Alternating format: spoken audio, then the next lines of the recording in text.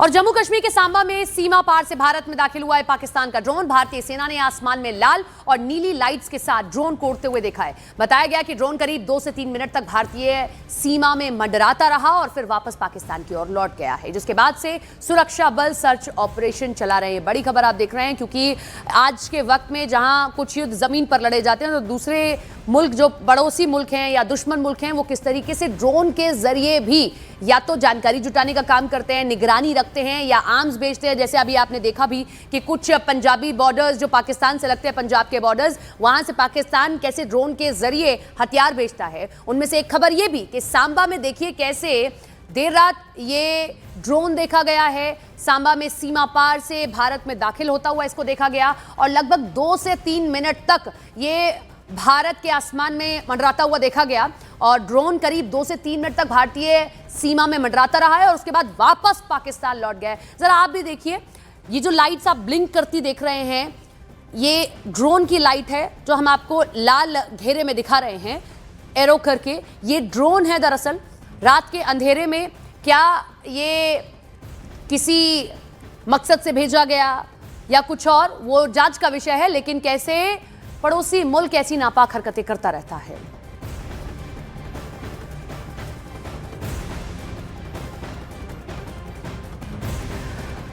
खबर जम्मू कश्मीर से ही है, जहां नौगाम में आतंकी ठिकाने का भांडाफोड़ हुआ है। सर्च ऑपरेशन के दौरान सुरक्षा बलों को हथियारों का जखीरा बरामद हुआ है। मौके से पिस्तौल, M4 राइफल की बरामदगी हुई है। इसके साथ ही भारी मात्रा में हैंड ग्रेनेड और दूसरे हथियार भी मिले हैं।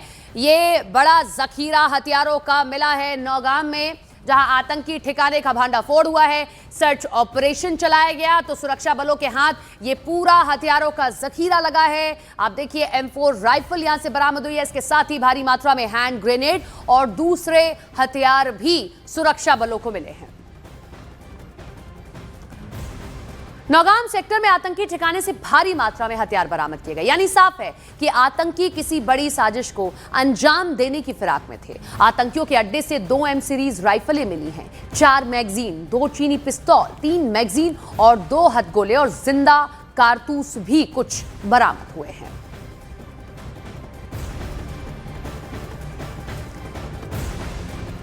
दिल्ली ब्लास्ट की जांच में सुरक्षा एजेंसियों ने बड़ा खुलासा किया। सूत्र ये कह रहे हैं कि जैश-ए-मोहम्मद का आतंकी मॉड्यूल कश्मीर के अस्पतालों को हथियारों का ठिकाना बनाने की कोशिश कर रहा था। यह तरीका हमास की रणनीति से मिलता जुलता है, जो नागरिक इलाकों और अस्पतालों को हथियारों के ठिकाने के रूप में इस्तेमाल करता है। इस नेटवर्क को तोड़ने के लिए कश्मीर के अस्पतालों में लगातार सर्च अभियान चलाया जा रहा है, जिसके तहत कश्मीर के अस्पतालों में डॉक्टरों के लॉकरों की अब जांच की जा रही है।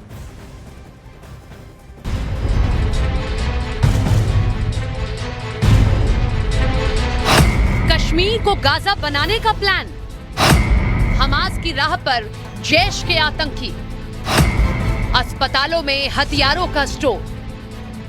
दिल्ली धमाके की जांच में जुटी NIA की नींद उस वक्त उड़ गई जब उसे पता चला कि जैश-ए-मोहम्मद कश्मीर को गाजा जैसा बनाना चाहते हैं। सूत्रों के मुताबिक घाटी के अलग अलग जिलों के अस्पताल उसके निशाने पर थे।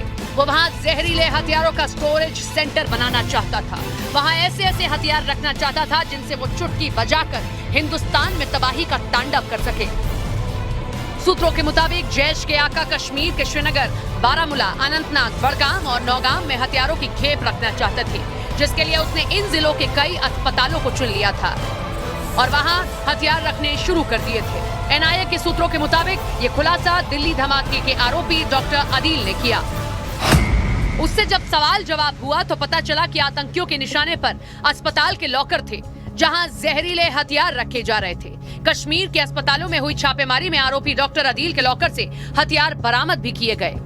लेकिन ये सिलसिला यही नहीं थमेगा। NIA के सूत्रों के मुताबिक जांच का दायरा और बढ़ेगा। अस्पतालों में छानबीन होगी और वहां के लॉकर खंगाले जाएंगे, क्योंकि शक है कि कश्मीर के अस्पतालों को गाजा के अल-शिफा और जॉर्डन अस्पताल जैसा बनाने की तैयारी थी। इसके लिए जैश के आतंकी हमास के कमांडर से बात कर रहे थे। सूत्रों के मुताबिक हमास से जैश को टेक्निकल सपोर्ट भी मिल रहा था, यानी कश्मीर के अस्पतालों को बारूद के ढेर पर बिठाने की पूरी तैयारी थी। इसके लिए ऐसे संगठन से मदद ली गई जो इस काम में माहिर माना जाता है। मतलब जांच एजेंसियों के रास्ते में अभी भी बहुत कांटे आने वाले हैं। कदम कदम पर नए खुलासे हो रहे हैं और अगर आतंकियों का अस्पतालों को हथियारों का स्टोरेज सेंटर बनाने का मंसूबा था तो फिर काम और कठिन हो सकता है, क्योंकि जैश के निशाने पर घाटी के अस्पताल हैं।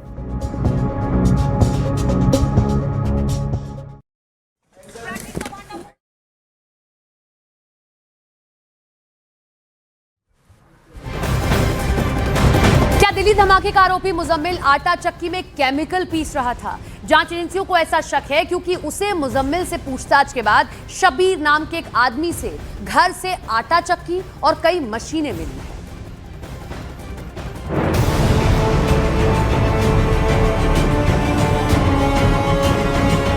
ये आटा पीसने की नहीं बल्कि यूरिया या यूं कहें कि बारूद बनाने का सामान पीसने वाली चक्की है। जांच एजेंसियों को शक है कि इसी चक्की में दिल्ली धमाके का आरोपी डॉक्टर मुजम्मिल यूरिया पीसा करता था और फिर अल फलाह यूनिवर्सिटी से चुराए गए केमिकल को यूरिया में मिलाकर धमाके का सामान तैयार करता था। मतलब एक आम सी दिखने वाली आटा चक्की से दिल्ली को बर्बाद करने का सामान तैयार किया जा रहा था। जांच एजेंसियां इस चक्की तक डॉक्टर मुजम्मिल से पूछताछ के बाद पहुंची हैं। इसके बाद फरीदाबाद के धौज इलाके के कमरा नंबर 15 की तलाशी की तैयारी शुरू हो गई, क्योंकि जांच एजेंसियों को शक है कि यूरिया पीसने वाली ये आटा चक्की कमरा नंबर 15 में भी रखी गई थी। इस समय हम फरीदाबाद के धौज इलाके में हैं। धौज इलाके में उस कमरा नंबर 15 की उस हकीकत को हम आपको बताएंगे जहां पर न्यूज़ 18 इंडिया की टीम पहुंची है। कमरा नंबर 15 जो किराए के घर हैं उनमें कमरा नंबर 15 जहां पर ये डॉक्टर मुजम्मिल रहता था किराए में, और उसी जगह पर ये बताया जा रहा है कि एक मशीन का जिक्र यहाँ पर आ रहा है जो आटा चक्की की मशीन है, ग्राइंडर है, और वो ग्राइंडर भी बरामद किया गया है। क्या ये ग्राइंडर इसी कमरे से बरामद किया गया है? क्योंकि 15 नंबर का ये कमरा जो यहाँ पर डॉक्टर मुजम्मिल जिस कमरे में रहता था, और ये बताया जा रहा है कि यहीं पर वो कई बार यहाँ पर लोगों ने कुछ आवाज़ें ऐसी सुनी, क्या यहाँ पर वो इस मशीन को लेकर रहता था? क्योंकि ये कमरा जो आप देख रहे हैं न्यूज़ 18 इंडिया के कैमरे पर, ये वो गली है, ये कमरा जो यहाँ पर जिसका हम जिक्र कर रहे हैं। इससे पहले पुलिस को इस कमरे से 300 किलो से ज्यादा विस्फोटक मिल चुका है, इसीलिए तार से तार जुड़े। शक हुआ कि कहीं इसी कमरे में तो विस्फोटक तैयार नहीं किया गया।